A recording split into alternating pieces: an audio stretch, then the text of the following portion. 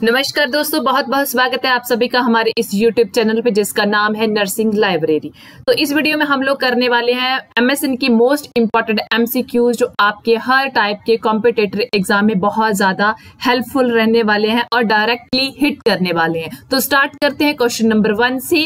Which of the following anti tubercular drug causes peripheral neuropathy. तो यहाँ पे पूछा गया है कि जो ऑप्शन दिए गए हैं जो सभी एंटी ट्यूबरकुलोसिस ड्रग्स हैं, तो इनमें से ऐसी कौन सी ड्रग है जो पेरिफेरल न्यूरोपैथी कॉज करती है। तो ऑप्शंस है आइसोनियाजिड, पैराजिनामाइड, रिफेम्पिसिन या फिर डेप्सोन। तो इनमें से बताना है कि कौन सी ड्रग जो है वो पेरिफेरल न्यूरोपैथी कॉज करती है। तो correct option is here option A, isoniazid.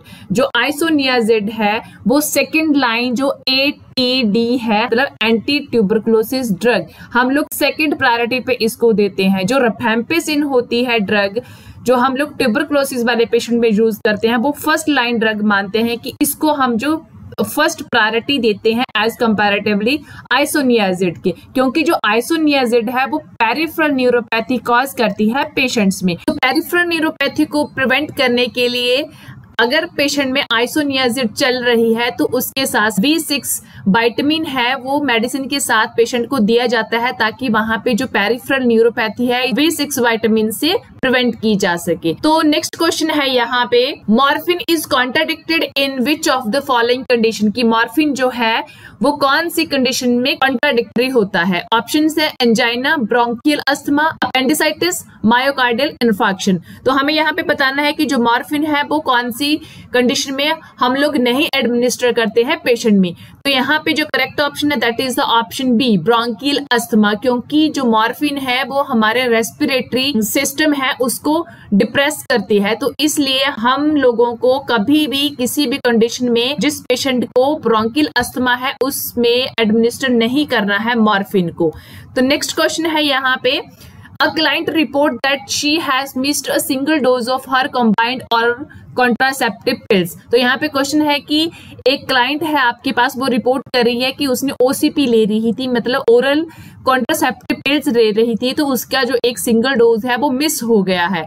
Which of the following advice is appropriate for this patient. तो यहाँ पे एक कौन सी अप्रोप्रिएट एडवाइस होगी इस पेशेंट को देने के लिए। तो एडवाइस देखते हैं हम लोग यहाँ पे, ऑप्शन जो दिए गए हैं। Option A, take 2 pills the next day and continue with the course। आपके पेशेंट को कहना है कि अगर आपने एक दिन पे स्किप हो गई है, आपकी मेडिसिन जो है एक दिन पे स्किप हो गई है, तो नेक्स्ट डे आप 2 pills ले लीजिए और अपना जो कोर्स है उसको कंटिन्यू कर दीजिए।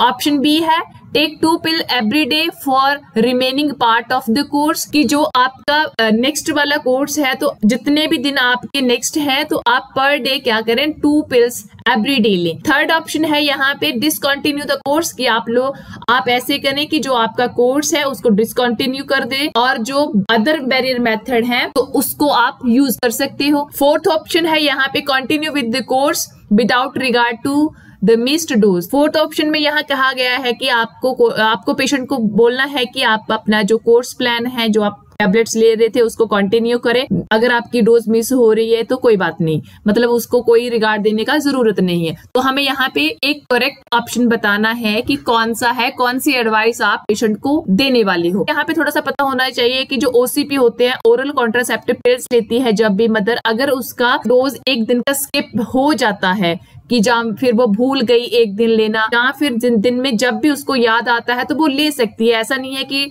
सुबह ले रही है तो सुबह ही लेना है, तो शाम को ले रही है तो शाम को ही लेनी है उसको टैबलेट। तो वो दिन के टाइम किसी भी टाइम ले सकती है टैबलेट OCP को, बट अगर उसका दिन स्किप ही हो गया है तो वो नेक्स्ट डे क्या कर सकती है, 2 pills जो है वो इकट्ठे ले सकती है और बाकी का जो उसका साइकिल है, जो कोर्स है, उसको कंटिन्यू करना है उसने। तो ये वाला जो ऑप्शन ए है, ये वाली एडवाइस हम लोग पेशेंट को देने वाले हैं कि उसको नेक्स्ट डे क्या करना है, 2 pills इकट्ठे ले लेने हैं और जो बाकी का साइकिल उसका रिमेनिंग है उसको कंटिन्यू करना है जैसे वो पहले टैबलेट्स ले रही थी। Next question is here, which of the following anti malarial drug is not safe to prescribe to a pregnant women. कि यहाँ पे कौन सी एक एंटी मलेरियल ड्रग है जो हम प्रेग्नेंट विमेन को नहीं प्रिस्क्राइब करते हैं, जो प्रेगनेंसी में सेफ नहीं रहती है। तो ऑप्शंस है यहाँ पे क्लोरोक्विन, प्रिमाक्विन, क्विनिन या फिर क्यूनिडेन। यहाँ पे हमें बताना है कि कौन सी यहाँ पे एंटी मलेरियल ड्रग्स दी गई है प्रेगनेंसी में कॉन्ट्राइंडिकेटेड होती है। तो ऑप्शन यहाँ पे जो करेक्ट जाने वाला है that is the option B, क्योंकि प्रीमाकोनिन जो है प्रेगनेंसी में अगर मदर ले लेती है तो वो बच्चे पे एडवर्स इफेक्ट डालती है, बर्थ डिफेक्ट हो सकते हैं बच्चे में। तो आप इसको एक ट्रिक से याद रख सकते हो, जैसे पी से प्रेगनेंसी, पी से प्रीमाकोनिन, ये एक छोटी सी ट्रिक है जिससे आप इसको थोड़ा याद रख सकते हो एग्जाम टाइम पे। Next question is here, which of the following anti tubercular drug is Contra indicated in the pregnant women. तो यहाँ पे आप क्वेश्चन पूछा गया है कि कौन सी एंटी ट्यूबरकुलर ड्रग है जो हम प्रेग्नेंट वुमेन को कॉन्ट्रा इंडिकेटेड करते हैं। तो यहाँ पे ऑप्शंस है पैराजिनामाइड, आइसोनियाजिड, रिफेम्पिसिन या फिर स्ट्रेप्टोमाइसिन। तो यहाँ पे जो करेक्ट ऑप्शन जाने वाला है that is the option D, streptomycin. तो ये वाला क्वेश्चन हम लोगों ने पहले भी सॉल्व किया हुआ है कि जो स्ट्रेप्टोमाइसिन है एटीडी है, एंटी ट्यूबरकुलर ड्रग है, वो हम लोग प्रेगनेंसी में एक प्रेग्नेंट मदर को नहीं देते हैं। स्ट्रेप्टोमाइसिन है ये बच्चे में 8th क्रेनियल नर्व जो होती है उसको डैमेज करती है, जिससे डेफनेस कोज हो जाएगी बच्चे में। तो इसलिए स्ट्रेप्टोमाइसिन जो है वो कॉन्ट्रा इंडिकेटेड रहती है प्रेग्नेंट विमेन्स में। Next question is here, pulse deficit refers to the difference between, कि पल्स डेफिशिएट जो होता है वो कौन कौन सी पल्स के बीच का डिफरेंस होता है। तो ऑप्शंस है यहाँ पे apical pulse and radial pulse, option B radial pulse and femoral pulse determines, option C 2 radial pulse obtain with 5 minutes gap, option D 2 apical pulse obtain with 5 minutes gap. तो यहाँ पे हमें बताना है कि पल्स डेफिशिएट हम किसे कहते हैं। तो यहाँ पे करेक्ट ऑप्शन है option A, apical pulse and radial pulse. तो इसका मीनिंग यहाँ पे ये है कि जब भी आप अपाइकल पल्स को स्टेथोस्कोप से मेजर करते हो, अपाइकल पल्स का रेट जो होगा वो अलग होगा और रेडियल पल्स का जो रेट है वो अलग होगा। तो जो दोनों के बीच का जो डिफरेंस आ रहा है उसको हम कहते हैं pulse deficit. Next question is here, what type of isolation is most appropriate for a patient diagnosed with methicillin resistance staphylococcus aureus pneumonia. तो यहाँ पे क्वेश्चन पूछा गया है कि आपके पास मर्सा का पेशेंट है जिसको मर्सा का इन्फेक्शन हुआ है, तो इस टाइप ऑफ इन्फेक्शन में किस टाइप का जो आइसोलेशन है आपको करना है।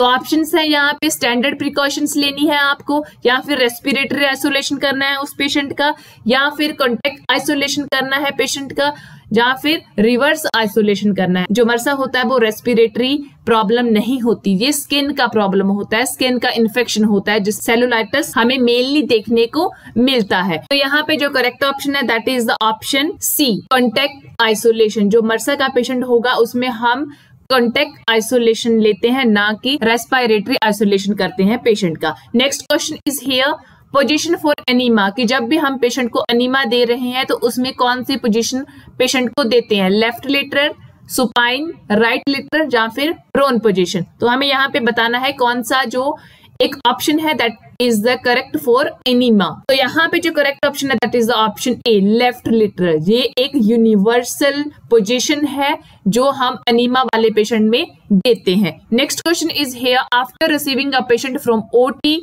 Following cardiac surgery most priority nursing intervention is. तो यहाँ पे क्वेश्चन पूछा गया है कि ओटी से आपने एक पेशेंट को रिसीव किया है जिसकी कार्डिक सर्जरी हुई है, तो यहाँ पे मोस्ट इंपॉर्टेंट और जो टॉप प्रायोरिटी नर्सिंग इंटरवेंशन होगी वो कौन सी होगी। Connect the patient to cardiac monitor, ताकि हम लोग उसकी जो पूरी कार्डियक की मॉनिटरिंग है प्रॉपरली कर सके। Option B, ensure patent airway, कि हम लोगों को इंश्योर करना है कि उसका एयरवे जो है वो पेटेंट है।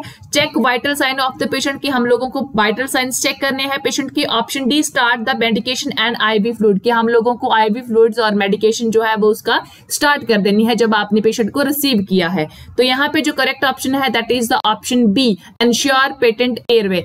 सबसे पहले हमारी टॉप प्रायोरिटी हमेशा एयरवे, ब्रीदिंग, सर्कुलेशन। तो यहाँ पे भी एयरवे दिया गया है तो आंखें बंद करके हम लोगों को पहले ABC पे जाके कंसंट्रेट करना होता है। Next question is here, the life span of the average RBCs in new born is, की आपके पास एक न्यू बॉर्न आया है तो उसका जो आरबीसीज होता है उसका लाइफ स्पैन एवरेज कितना माना जाता है। तो ऑप्शंस है यहाँ पे 100 डेज, 120 डेज, 160 डेज या फिर 60 डेज। तो यहाँ पे हमें न्यू बॉर्न आरबीसीज के लाइफ स्पैन के बारे में बताना है। तो जो करेक्ट ऑप्शन जाता है that is the option D, 60 days. जो न्यू बॉर्न है उसका जो आरबीसीज होता है उसके लाइफ स्पैन 60 डेज का होता है। अगर हम लोग चाइल्ड की बात करें तो उसका 80 डेज का माना जाता है आरबीसीज का लाइफ स्पैन। तो अगर हम लोग बात करें एडल्ट की, तो एडल्ट में जो आरबीसीज का लाइफ स्पैन होता है दैट इज 120 डेज। तो इस वीडियो में इतना ही, मिलते हैं नेक्स्ट वीडियो में नए कंटेंट के साथ, नए एमसीक्यूज के साथ। होप सो आपको ये वाला जो कंटेंट है अच्छा लगा होगा। आपका जो अपना फीडबैक है प्लीज कमेंट सेक्शन में जाके जरूर बताइएगा और लाइक कीजिएगा वीडियो को। मिलते हैं नेक्स्ट वीडियो में। Thank you.